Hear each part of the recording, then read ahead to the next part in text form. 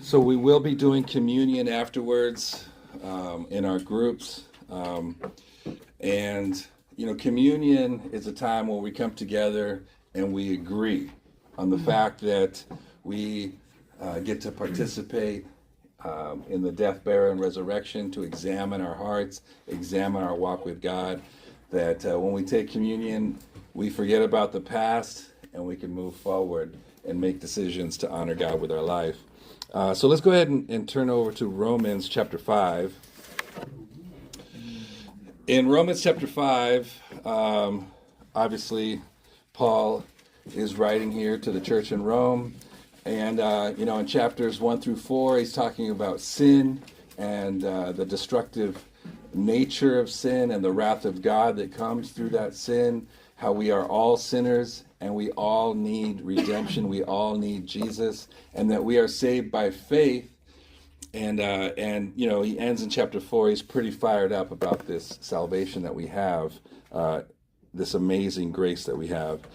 And in Romans 5, at the end of verse 2, he says, "And we boast in the hope of the glory of God." And so, I looked up the word boast there in the Blue Letter Bible in the Greek, and it means boast. It means to rejoice and to make a boast. And so what does that look like? Raise your hands. What does it look like to boast in the hope? Any thoughts? To boast? Well, specifically, he says, we boast in the hope of the glory of God. What does that mean practically for us? We take pride in our salvation. Okay, well, that's internal. But here he's talking about to make a boast. I mean, personally, when I think of this, I think of Paul cutting that guy's ear off. Like, how dare you talk to Jesus that way? Like, Peter did. Yeah, don't do that. Okay. Howard. I think when you're sharing your faith with people and telling people, like, how great God has done in your life. Did you guys hear that? Yep. Repeat that. Just when you go and share your faith with people and tell people, how great God was in your life and the amazing things He saved you from. Yeah, he's so fired up about Romans 1 through 4, about this amazing grace that we have. And he says, so we boast in the hope of the glory of God. We verbally share this with pride. Yeah. That, I'm a sinner just like you, but guess what? I have a relationship with God, and it's amazing, and I have this amazing grace, and I'd like to share it with you. Verse 3, he says, not only so, but we also glory in our sufferings. Now, here's a little nugget for you. Glory is the same Greek word as boast. So not only so, but we boast in our sufferings. Now, that means to put that out there, right? To share these things. But what are sufferings? Well, in the Blue Letter Bible, it's actually different. The word suffering was translated from the King James Version. In the Greek, at that time, suffering meant a pressing together, a pressure. And this is something that we can put on ourselves. So, for example, I can say, I'm going to raise $250,000 and build a mentorship center. So I just put some pressure on myself. I said, I'm going to do it in 18 months. I believe God is going to help me do that. But I put it out there, it's pressure. Let's say you want to lose weight. You want to gain muscle. It is pressure that you put on yourself. You understand what I'm saying? Yeah. And you put it out there. It changes you, this pressure. It changes you. Like, I looked this up because I wanted to make sure I said it right. So diamonds form deep within the Earth's mantle under extreme heat and pressure. So extreme heat and pressure way deep down in the earth is what creates diamonds. It changes you. It forms you into something beautiful and awesome. Let's keep reading here. Verse 3. Not only so, but we also glory, we boast, in our sufferings, pressure, because we know that pressure produces perseverance. Perseverance, character, and character, hope. And hope does not put us to shame, because God's love has been poured out into our hearts through the Holy Spirit, who has been given to us. And so this pressure produces something good. Perseverance, character, hope. We all want character, right? Yes. We want people to be proud of us, of who we are as men. And so do we wait until we receive suffering? No. That's not what he's talking about. We have this mentality, this, mentality that, woe is me, victim mentality. And, I'm going through this stuff, but I know if I persevere through this stuff, I'm going to come out better.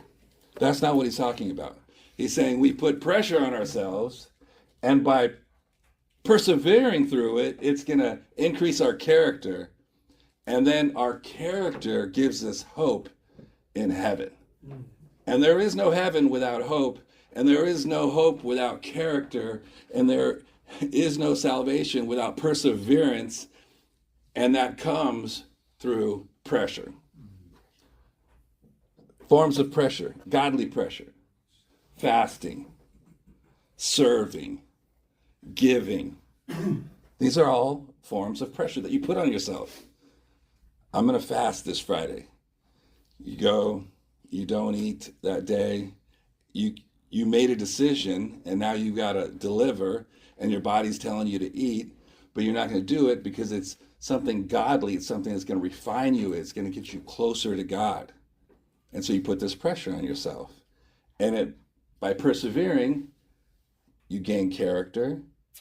Character gives you hope. Does that make sense? Yeah. Very simple. The title of the lesson tonight is Pressure is a Privilege. Pressure is a privilege. Let's go to 1 Samuel chapter 22. We're going to look at an example of some men who produced perseverance, character, and hope. Production doesn't just happen by chance. You have to make a plan, and you have to go after production. You don't just wait until suffering hits you. No, you could be going through suffering, swollen ankles, broken arm, you have to, you get fired. All these things are suffering, but that isn't what I'm talking about.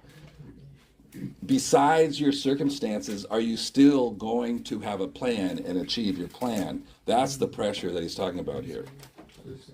1 Samuel chapter 22, in verse 1, it says, David left Gath and escaped to the cave of Adullam. When his brothers and his father's household heard about it, they went down to him there. All those who were in distress or in debt or discontented gathered around him, and he became their commander. About 400 men were with him. So these 400 were in distress, in debt, or discontented. Not so mighty. They were weak, they were broke, and they were unhappy. I wouldn't say these guys had great character. And maybe you came into the kingdom that way. Maybe you came into this room that way tonight. Amen. Weak, broke, and unhappy. There we go. Well, let's turn to 2 Samuel chapter 23. Come on. We're going to look at how some of them turned out, how some of them were able to produce character in their life.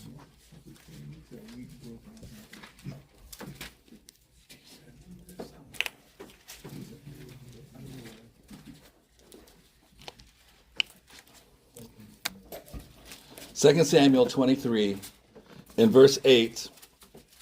These are the names of David's mighty warriors. Josheb-Basshebeth, a Tachmonite, was chief of the three. He raised his spear against 800 men, whom he killed in one encounter. Let's stop there. If you want to have character. And we're going to go through these 37 men here. Now think about that, 400 to 37. One thing they had in common, my first point, is you got to raise your spear. My first point, you got to raise your spear. He's the chief, Josheb. He raises his spear against the 800 men. And he killed them all in one encounter, the Bible says. There was a tremendous challenge in front of him. And his choice was to raise a spear. What did that mean? He's saying, I've already got the victory. He's pointing the spear at all of them. It's like, prepare to die. He's already got the victory. You know, it reminds me of, in the 60s, there was a fighter named Muhammad Ali. And he used to predict when he was going to knock people out. One of the rhymes, it says, the bell will chime, the crowd will roar. In the 7th round, he'll hit the floor. Like that was Muhammad Ali. He would say that, and then he would wait till the 7th round and knock the guy out. That was him. But all the glory was for him. It wasn't for God. You know, in 2 Corinthians 10:17, it says, let the one who boasts boast in the Lord. Let's keep reading. Verse 9. Next to him was Eleazar, son of Dodai, the Ahotite, as one of the 3 mighty warriors. He was with David when they taunted the Philistines gathered at Pas Danim for battle. Then the Israelites retreated, but Eleazar stood his ground and struck down the Philistines till his hand grew tired and froze to the sword. The Lord brought about a great victory that day. The troops returned to Eleazar, but only to strip the dead. Next to him was Shammah, son of Agi, the Hararite. When the Philistines banded together at a place where there was a field full of lentils, Israel's troops fled from them. But Shammah took his stand in the middle of the field. He defended it and struck the Philistines down, and the Lord brought about a great victory.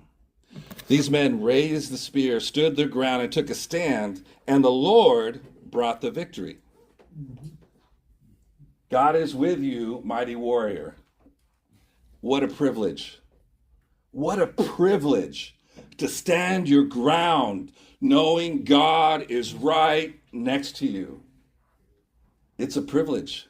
Pressure is a privilege. I want to challenge you to take up a challenge. There are needs. God is looking at us. There are needs in Syracuse. Well, what are the needs? Good question. We need leaders. We need leaders that are going to commit to training over the next 2 or 3 years to take this spot right here. We need leadership. We need baptisms. We need people to get baptized so that we can evangelize Syracuse and go on to Albany, to Rochester, to Buffalo. These things have to happen. We need people. We need leaders. We need contribution to go up. Maybe God's calling you to raise your contribution so that we can afford to hire interns. We've got missions coming up. These are all challenges. Challenges that are before us. I'm not telling you anything new. This is what you studied in your first principles. We are on a mission to go and make disciples of all nations. It takes people, it takes money, and there are challenges in front of us. And we need to be willing to raise our swords and go, I've got you. I've got the victory. God is standing next to me. And so pick one. Number 2, your brother's keeper. Let's keep reading. 2 Samuel 23, verse 13. Second point, your brother's keeper. You guys with me? Yeah. Come on. During harvest time, 3 of the 30 chief warriors came down to David at the cave of Adullam, while a band of Philistines was encamped in the valley of Rephaim.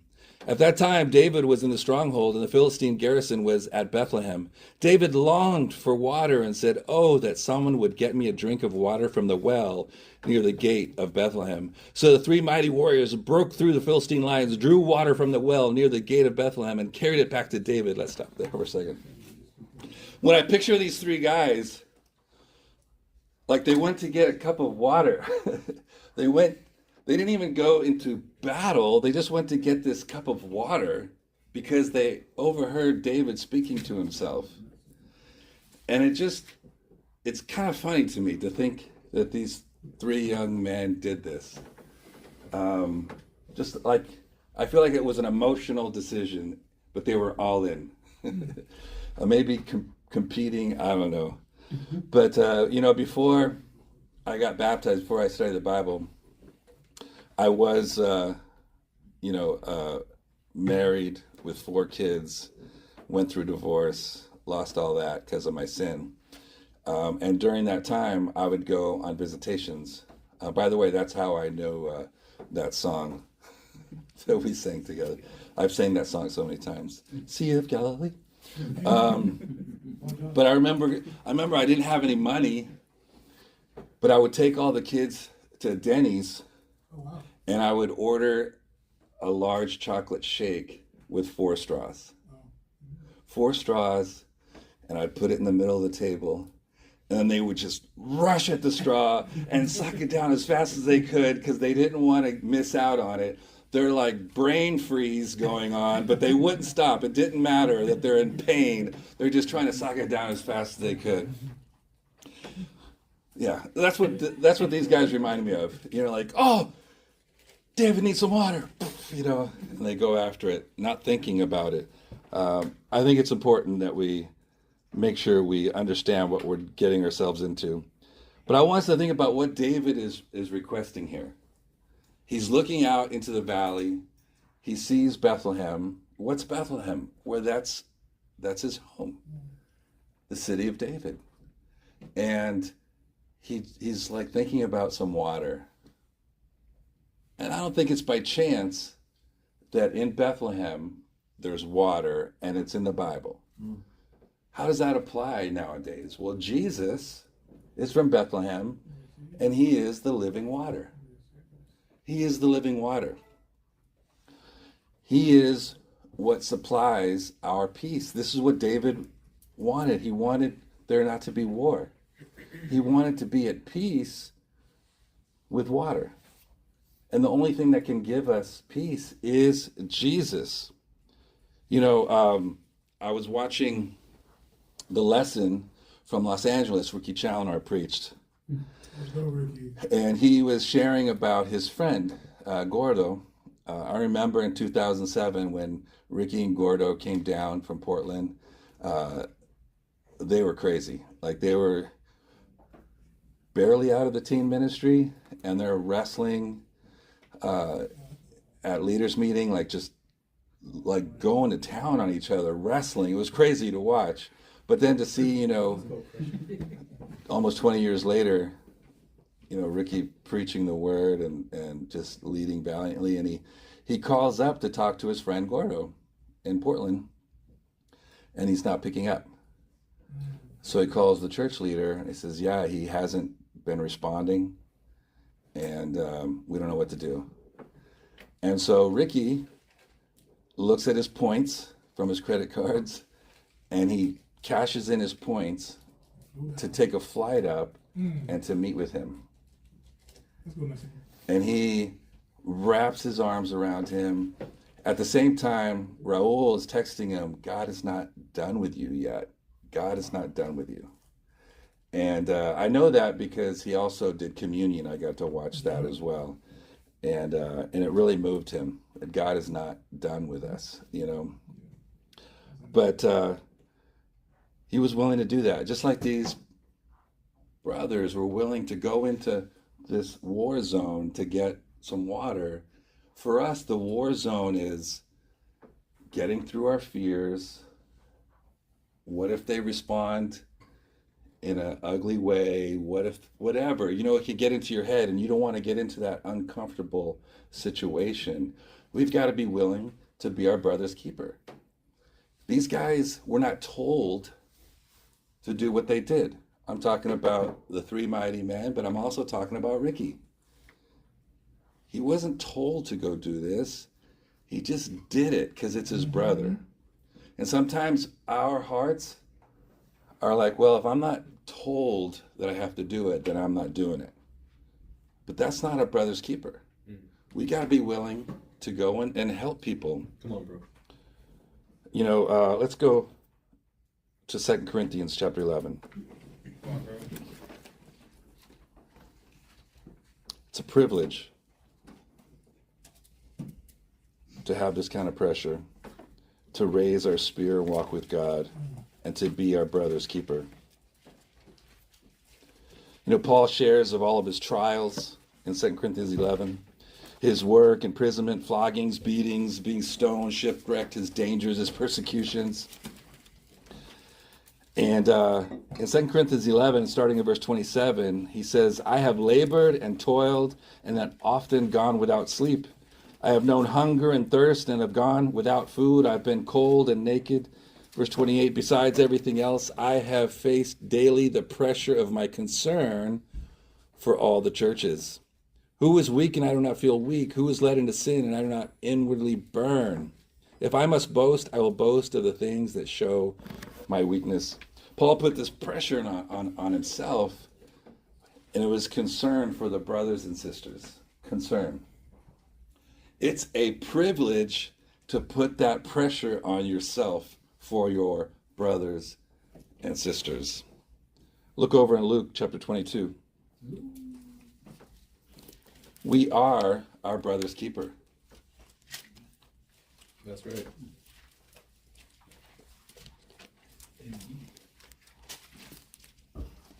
Here, Jesus is about to get arrested, and he's trying to get them ready for his departure. And in Luke 22, verse 31, it says, Simon, Simon, Satan has asked to sift all of you as wheat, but I have prayed for you, Simon, that your faith may not fail. And when you have turned back, strengthen your brothers. This is the call, that when we are strong, that we strengthen our brothers. We are our brother's keeper. And so that's my challenge. Be your brother's keeper. Don't wait to be asked. Be prepared to bring that cup of Jesus. Not your own opinion, not to have a good talk, but to have Jesus, some scriptures with you. Put pressure on yourself like Paul, who said, I face daily the pressure of my concern. You know, I look for patterns. Being late. I know who's going to be late. I know who's going to be missing. That's why I ask some of you, make sure this person's here. Make sure this person's here. Go after this person, because they're in a habit of doing that. Their faith isn't where they need to be. But I'm looking for patterns. People that don't give their contribution, not putting the kingdom first, not in studies. You know what they need? A cup of Jesus. They need some Jesus. That's what you can do if you take on that pressure. And it's a privilege to be able to do that for the Lord. Let's go back to 2 Samuel chapter 23 for my final point. Raising your spear is a privilege. Being your brother's keeper is a privilege.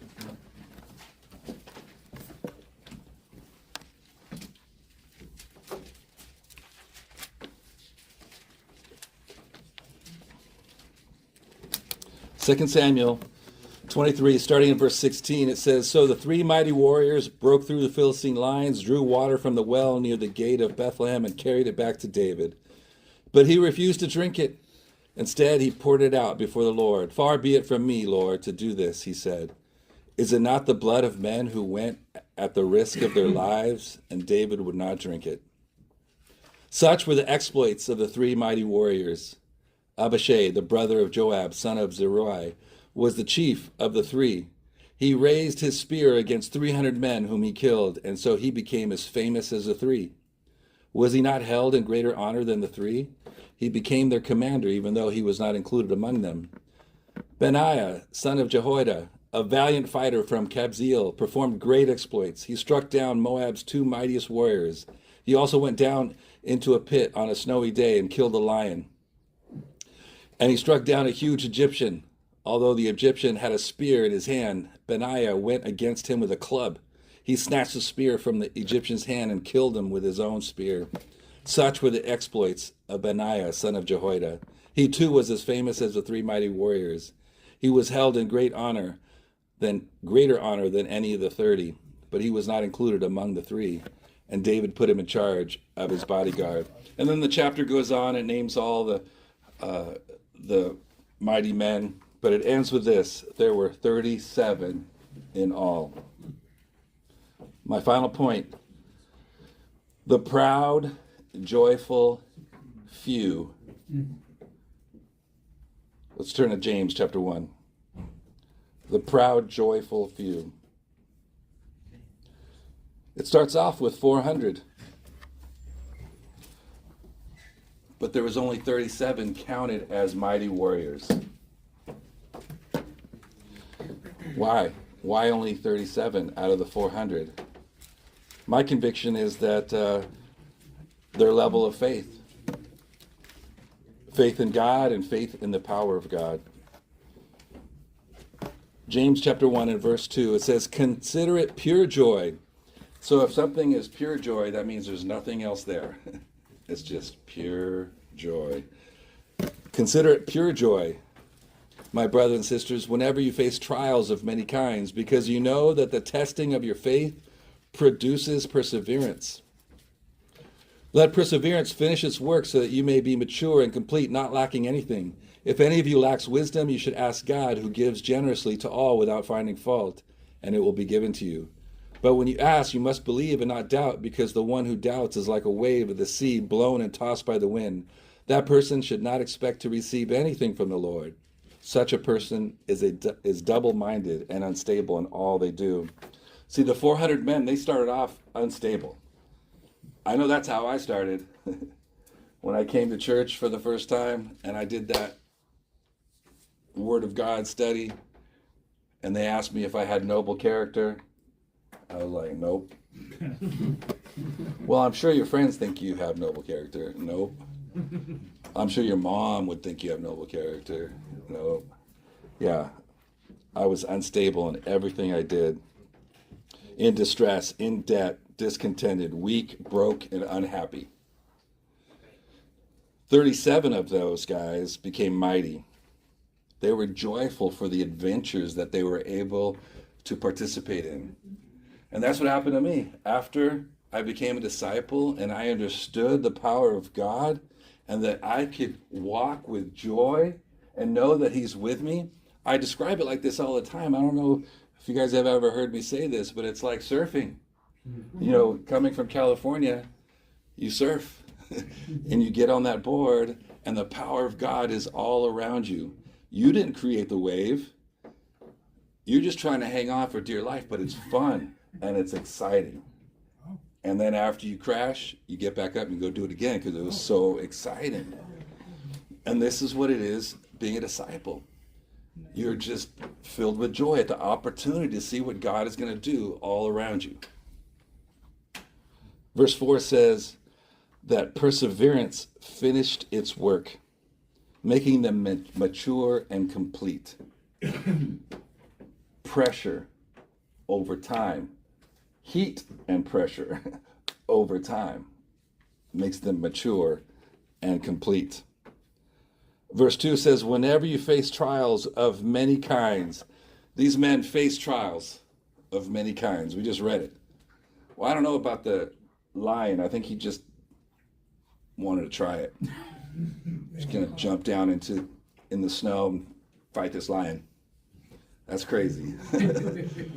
But, you know, when I looked up trials, and I hope you guys use Blue Letter Bible. Look up the word trials and look at the definitions.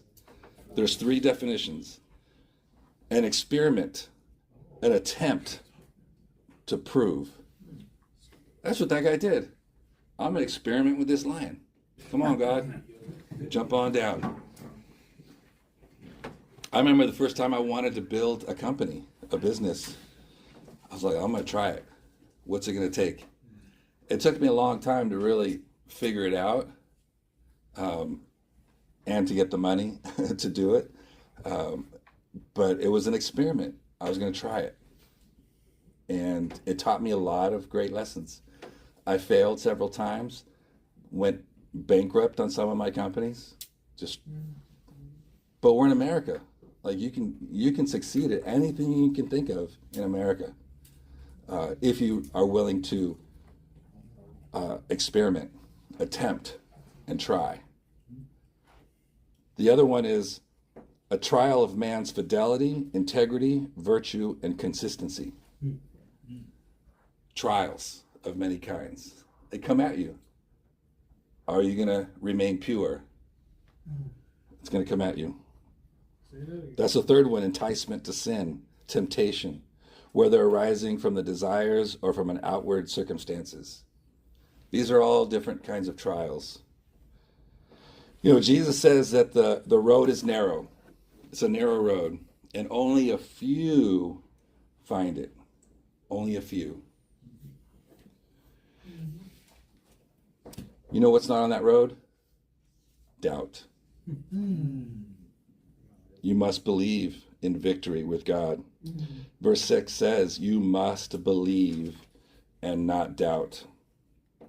Well, you don't know me. I can't overcome my impurity. Oh, you don't know me. I can't overcome my laziness. You don't know me. I can't overcome my anxiety. No, you can't. Because he says it in there, that if you lack wisdom, ask God, and he'll give it to you without finding fault. The issue is you like your sin. If you doubt, you're not going to make it. That narrow road has no doubt. Brothers, pressure is a privilege.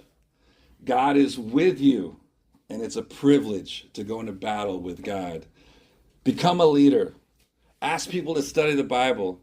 Raise your contribution. Let's hire more leaders. Let's blow out our special missions. Sponsor a team. Be your brother's keeper. Believe and don't doubt. Then you'll be one of the few proud, joyful, mighty men of God. Thank you. That's tonight's lesson. All right. Let's meet in our groups. Go over the details. Take communion. Pray. Please take communion, confess sin, pray. But let's really talk about what you're going to point your spear at. What is the challenge you're going to go after? Amen? All right. You got over 30 minutes to really have some good talk, some good prayer. Come over here.